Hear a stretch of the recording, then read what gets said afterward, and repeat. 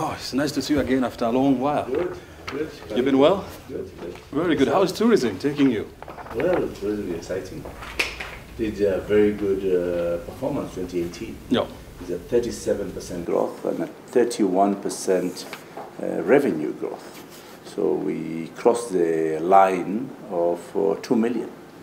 So that dream of the former minister, Maina Wanjigi, when he said 1 million, now we are 2 million. Mm-hmm. So finally we are here. Mm-hmm. And very good revenue of $1.5 billion, which is 157 billion shillings of Kenya. Mm-hmm. Yeah, so we've done very well. Mm-hmm. Projections are good. Already we have seen the signs in the last quarter this financial year. Very consolidated and no decline, and very strong. Mm-hmm. So we are optimistic, and quite a number of tour operators have informed me they have been having good growth. Yeah. Definitely now we have entered into the low season, which is April, May, June. Yeah. But also we are coming with a strategy of removing seasonality. So we're going to work with the private sector to make sure that the pricing element is done in a way that we cover the whole year. Because we have sunlight in 365 days. Yeah, a few months of rain, it doesn't stop the sunlight from coming. Yeah. So that is a strategy we are now developing and focusing. And we are case studying other countries which have eliminated seasonalities. Mm-hmm. And of course, let's face it, I mean, 2 million mark, definitely it is definitely an achievement. But of course, a drop in the ocean when you compare, like our competitors, in the African market. We are talking about Morocco with almost 7 million tourists. We have Egypt, almost 10 million tourists. What is the long-term goal? We are geographically positioned in the continent of Africa as a center, but we are also a long-haul destinations from the source markets. With Morocco, they have almost 11 million tourists, and their short-haul destination is only about 2 hours from the source markets. Yeah, a flight from Morocco, from Europe to Morocco, is hardly 100 euros. Yeah, but a flight from Europe to Kenya is approximately 600 euros because of the distance. Mm-hmm. Yeah, but our competition is not just about the continent of Our competition is the Caribbean, Mexico, Thailand, Malaysia. Mm-hmm. These are competition to us. So definitely it's a paradigm shift, and it has to start with the 4 pillars that we have generated in the National Blueprint 2030. Yeah. So the first pillar is product development. We need to now change the product. A lot of good products have come in particular Nairobi and some of the parks, mm-hmm. but again we need to do major improvement in products on the beaches. Yeah. Second is our marketing strategy must change. Mm-hmm. We cannot continue market the same way we used to market before. Now is the digital platform that we need to do. Mm-hmm. So digital marketing campaigns needs to be done. Social media is key. So that is what we are doing. Thirdly is infrastructure.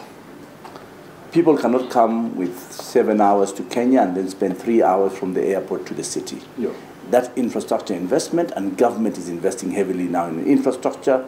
You've seen the bypasses in Nairobi, the super flyover coming over from the airport to Westlands, the SGR working from Mombasa, SGR going to Naivasha, all this infrastructure.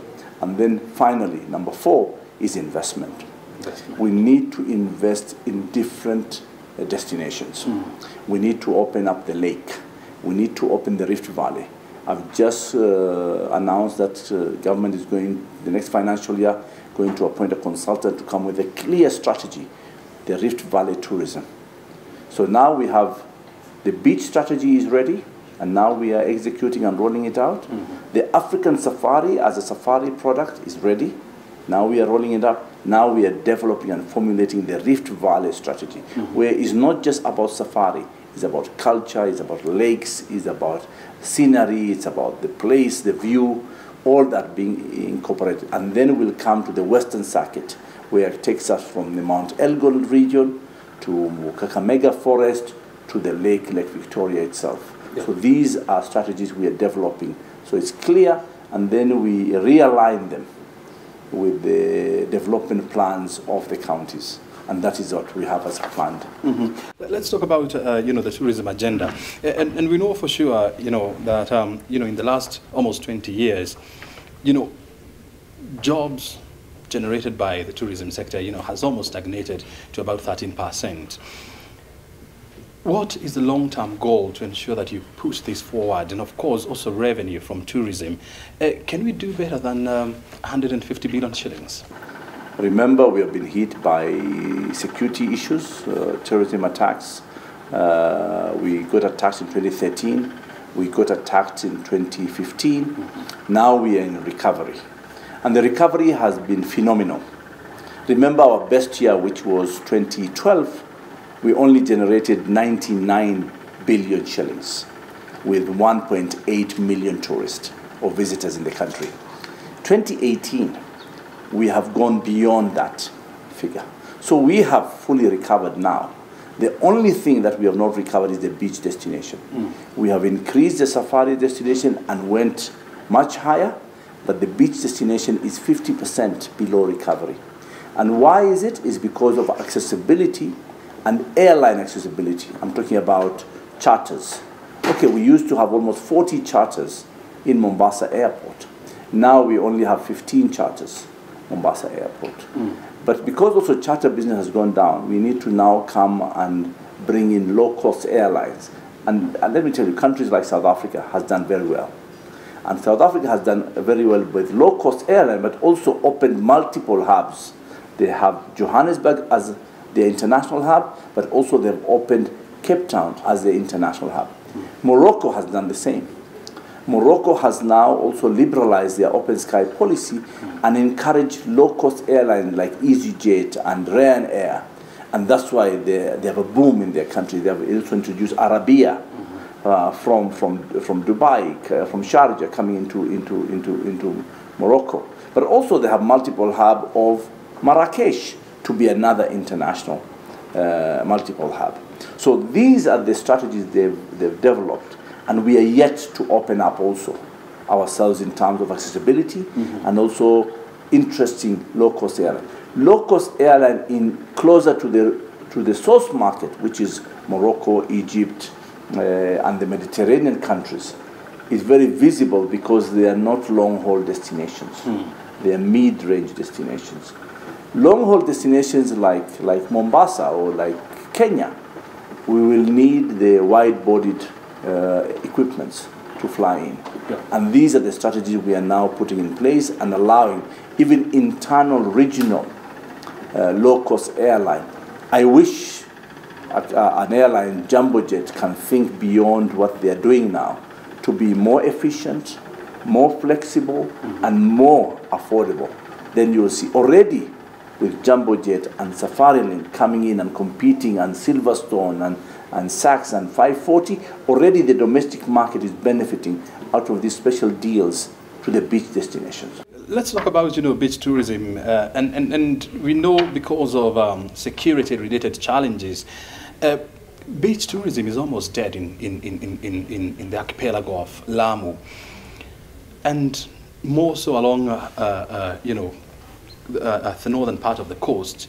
Are there strategies to ensure that we rub the image of insecurity around our beaches? Lamu is a special destination. It's not mass destination. Lamu is cultural destination because it's a World Heritage Site. So Lamu has done very well this year. Yeah. Yes, we need to make sure that the image of the destination is safe and secured, rather of an incident happening 300 kilometers away from Lamu Island is perceived to be Lamu County. That dented image affects their numbers.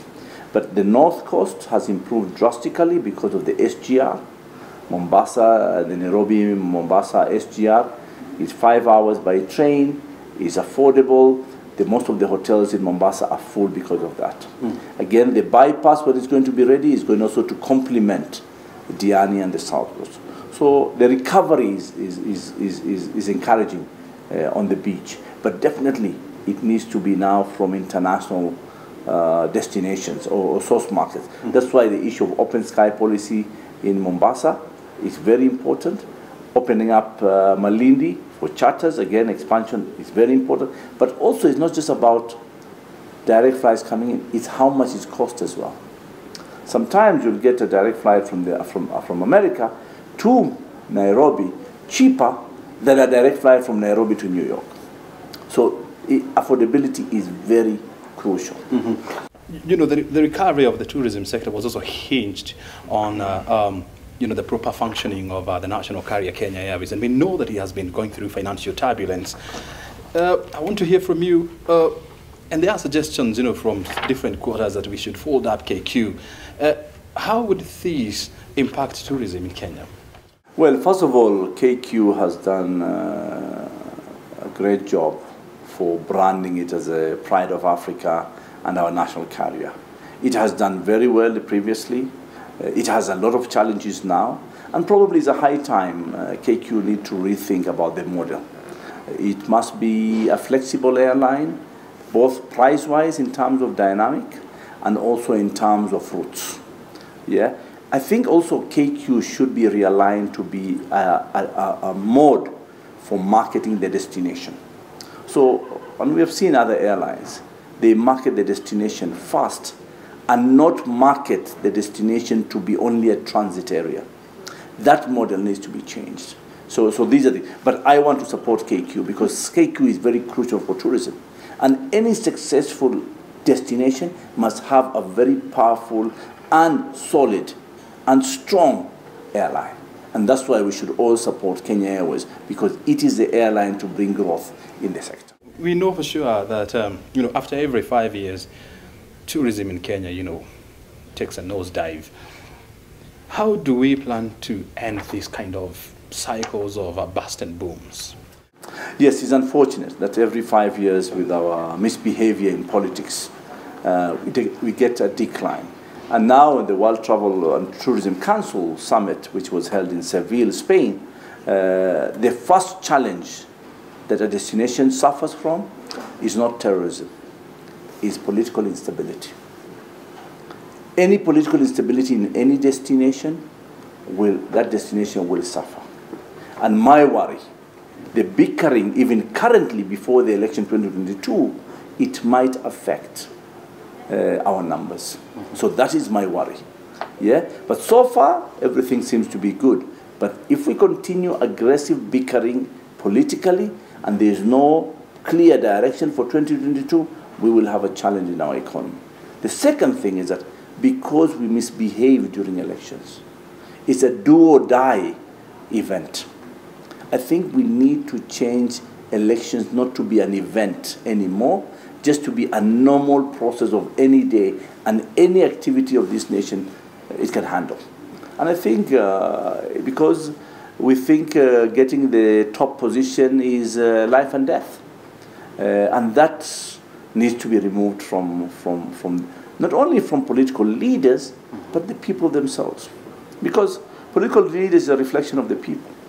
So we need to have both ways in terms of appreciating the economy is everything more than the political position. And I can tell you very clear, when we focus on constitutional changes and amendments, we don't take cognizance of our economy much more, but we take cognizance and interest in political posturing and positions for our leaders. And that is the wrong way to address the electioneering period. So if this is giving you sleepless nights, definitely, when you know, the numbers are heading south, so what is your strategy of dealing with these? Well, it's not my strategy as an individual. It's a strategy of the country. We have to choose as a people. Is it economy? Is it politics? I know in regions, including my region, the coast region, because of too much politicking, there's no development. Yeah? And we have seen other regions as well. The community are 24 hours politicking. We don't see tangible development. Every leader is undermining the other leader. And they don't even come from the same constituency. So you could appreciate there's no focus on development, there's no vision, and there is just undermining whatever positive project comes in. And we have seen any good idea that comes in by the government for development always get undermined because of the politicking and the political posturing that is posed on the ground, then disrupts development and also delays results of that development. Good. So there has been a lot of frustrations, especially on this side of infrastructure. And a case in point is the expansion of Malindi Airport. And when you talk to hoteliers at the coast, they always complain about the constrained capacity of the airport. And we know that there has been a lot of discussions about how to expand these. As tourism docket, how do you plan to push this forward? We have already invested as government in paying over 300 million in relocation plans and also paying the squatters to move. We need to extend that runway to almost 2.5 to 3 kilometers length to allow charters to come in. So those are in the pipeline. Airports and construction of infrastructure, it cannot be done overnight. Yeah, but I can see the anxiety by the traders in Malindi. But I don't think that is the main obstacle for the growth of Malindi currently.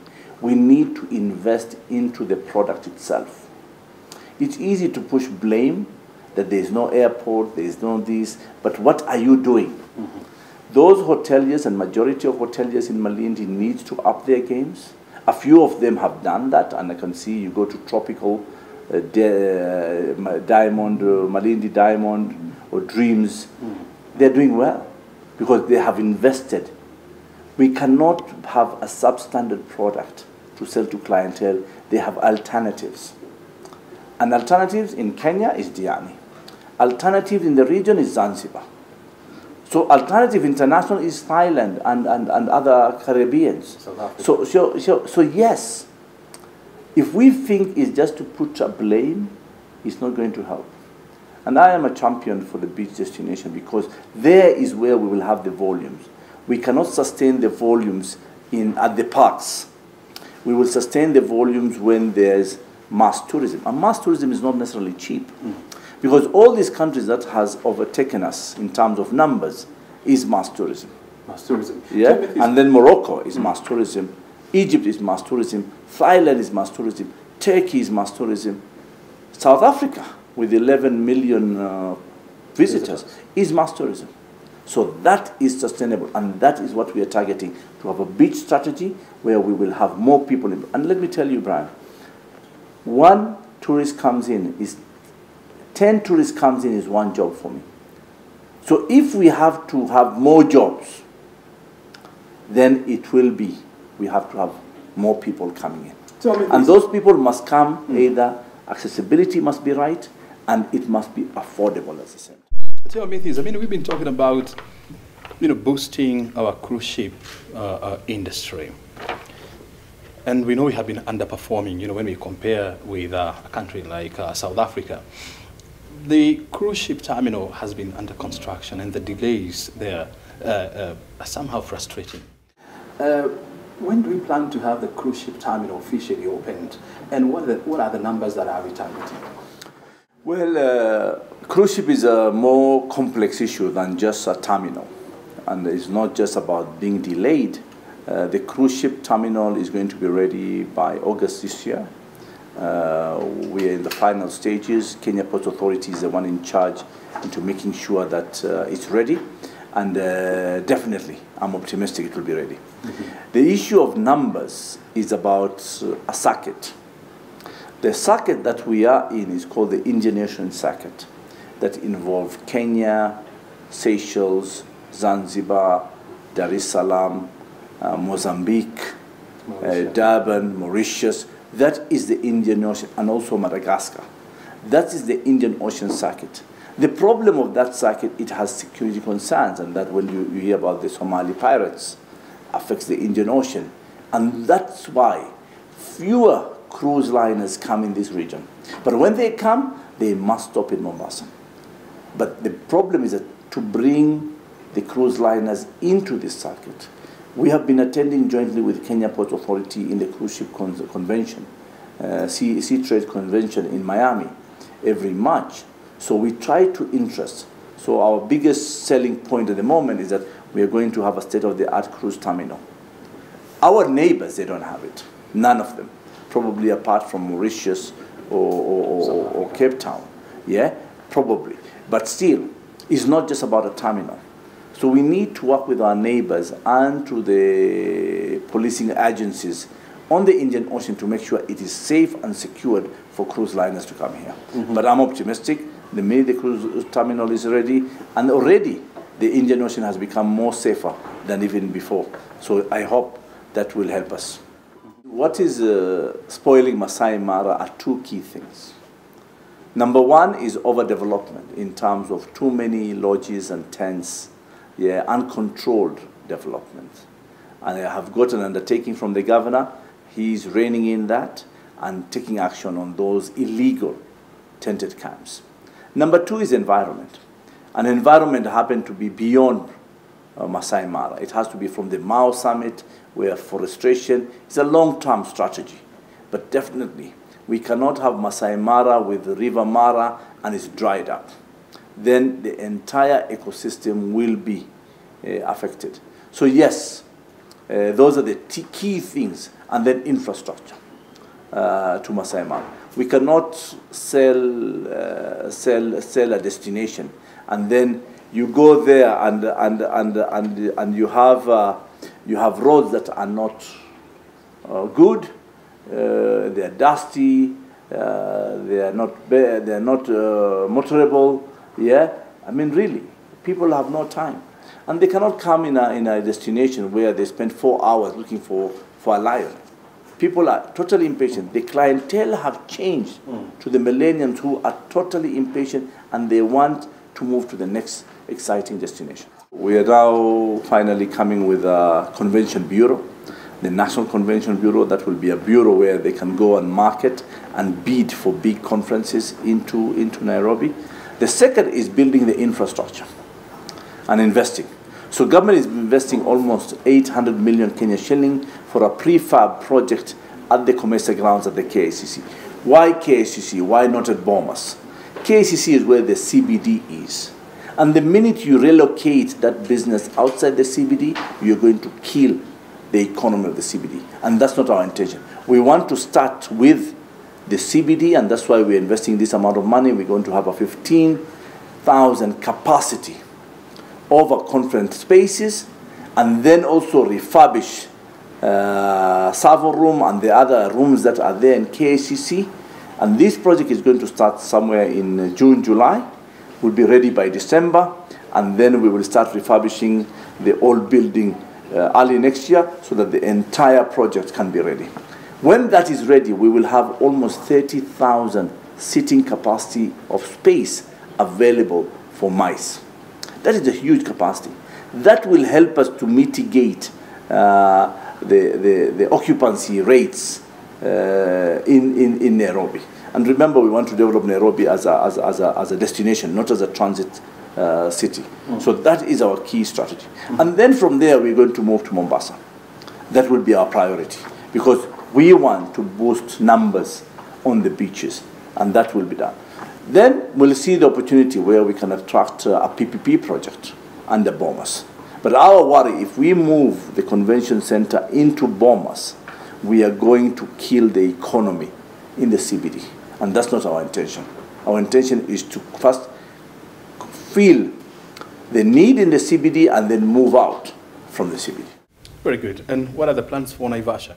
Naivasha, in fact, even today I discussed with the CS Salary Remuneration Commission because it downgraded Naivasha and not the same as other destinations like Kisumu and Mombasa, so that they can be able to have a better payment in terms of the investment. And I can tell you I'm very impressed with Naivasha because they invested very good properties. And that hopefully will be another destination we are developing. We are working with the county government to address the issues of the sewage in Lake Nakuru and how do we rehabilitate the entire Lake Nakuru experience. Because at the moment you go there, you hardly see any flamingos. Yeah? The image of Nakuru is not about rhinos or any other species, it's about flamingos. So I have just sent a team of scientists into Nakuru to come with a solution. How do we stop the sewage, as well as how do we manipulate the algae for flamingos to come back to the lake? Because next door in El Mantaita, we have flamingos. Next door to Bogoria, we have flamingos. How do we manipulate the algae so that we have a lot of algae and we have a lot of flamingos in the lake? Mm-hmm. And then also working with the county government, and now I've communicated to them, how do we build a waterfront for Lake Naivasha? Yeah, a waterfront so that we have a boardwalk, we have a sea view on the lake. Because we have Lake Nakuru, we cannot access it. Oh, yeah?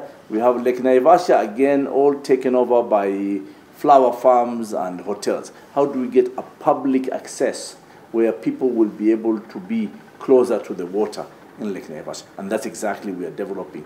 And we should be starting the project in the next financial year. Finally, tell us something about poaching and how it is impacting, our products and the infamous death of rhinos. Well, first of all, KWS have done a good job in terms of the anti-poaching programs. Previously, we had large numbers of poachers in 2012, 2013. Last year, we had below 40 elephants that have been poached and only 4 rhinos that have died out of poaching. So that is our success story. Now what we are focusing is on management and conservation.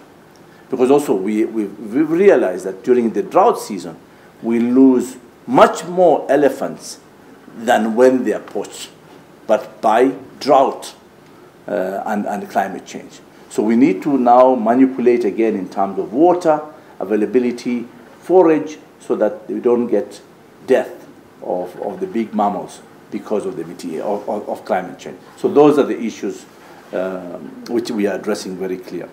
With the rhinos, I think the board has taken disciplinary action on the people who were concerned, and we hope that that thing will not be repeated anymore. Okay. Thank you very much for joining us here. Very good. And of course, we have been chatting with the CS in charge of tourism and wildlife, KBC Balala. They're explaining to us what the government is doing to rebrand and revamp our tourism sector. Of course, we have heard it from him, from rebranding our national park to improving our infrastructure. A lot is being done. Thank you for watching Inside Government. We have, of course, been coming to you from Kenya Broadcasting Corporation. Until next time, have a good time.